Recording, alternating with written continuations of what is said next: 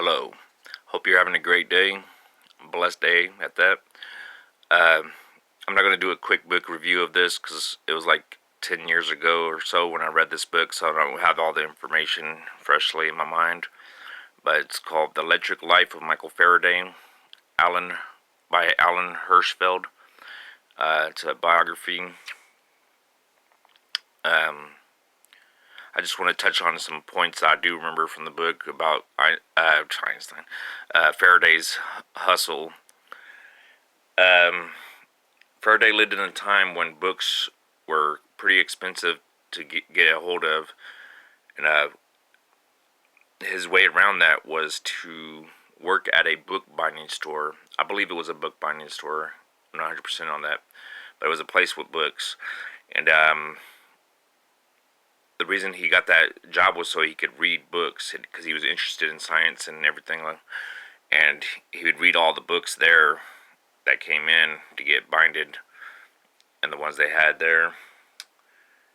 And so that just shows you if there's a will, there's a way to. He kind of found, he knew what he wanted, and he knew he needed a job, so he kind of combined the two and made a way for him to get access to books without having to spend his life fortune on them. Um, a good thing about working at that bookbinding store was that there was a customer who knew that Michael Faraday was into all kinds of science and whatnot, and knowledge in particular. But this customer had a ticket to a lecture by a man named Humphrey Davy, and he hooked Faraday up with the ticket. So Michael Faraday goes to this lecture, and this lecture was about, I think, the electrical chemicals or something like that. And Michael Faraday takes extensive notes on the lecture when he goes and writes it all down, and then makes a book. Goes to the bookbinding store and binds it together and gifts it to Humphrey Davy. It just shows. I mean, this guy who gave the gift of the ticket to Faraday changed the world just by being a nice dude and hooking the dude up with the ticket. And after he gives that book to Humphrey Davy, that opens up a door for Michael Faraday, because Humphrey Davy worked at the Royal Society and was partaking in all kinds of experiments and whatnot. And he was doing a chemical experiment, and I think he burned his eyes or something. I don't know. He got injured by a chemical experiment, nonetheless. And he remembered Faraday gifting him that book he binded of all the notes he took at Humphrey Davy's lecture.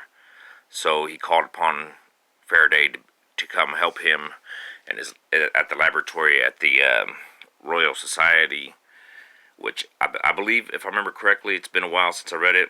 I believe Faraday ends up getting a job there as Humphrey Davy's working for Humphrey Davy, and I believe they give him a place to stay there too, and with his wife and everything. But which that gave him access to all kinds of knowledge of books and being a lab to experiment and stuff, which helped him to get the generator and electric motor created, the first generator and electric motor created. I mean, Michael Faraday was a great foundational scientist who paved the way for electricity, all the electricity we have today. But yeah. The reason I read this book was because back in the day, I had this idea to build a generator that ran off of gravity. So that got me into looking into electricity a tad bit here and there, because I was like, man, maybe I should build that generator that runs off gravity. So I'd look into it every now and then, which got me into people like Nikola Tesla, and then I learned about Faraday, which prompted me to buy this book. What I found was very interesting was towards the end of the book, They mentioned that towards the end of Michael Faraday's life, he was experimenting and trying to develop a way to generate electricity by using gravity. And I just thought that was. I mean, there's lots of people who've had the idea to use gravity to generate electricity, but it just kind of blew my mind that the guy who created the first generator was already contemplating how to use gravity to make electricity. And if you're interested in, I've developed several ways to generate electricity using gravity, which I don't know how practical they are because I don't know how much power they provide and whatnot. But if you're into that stuff and you have the means to like experiment with that, let me know, and I can discuss some of the ideas I have. If you want to try to work them out and see if you could get them function, because I'm limited. I'm highly limited by time and resources. So I mean, I don't have that much knowledge. I don't have that much time. I don't have money for damn sure. So if somebody wants to play with that, I got several ways to do that. But I just wanted to talk. I mean, dude was hustling, like getting his way into science, even though he was like poor, didn't have the means and stuff, and he kind of worked his way into it. That's when he went to Humphrey Davy. He already knew a lot of stuff from the books he read, and he just didn't have the opportunity to experiment and whatnot. And once he created that book, and that guy gave him a ticket, he created the book and gave it to Humphrey Davy. He was set. But anyways, oh, I was gonna say too.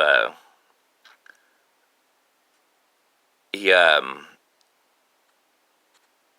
he what was I gonna say?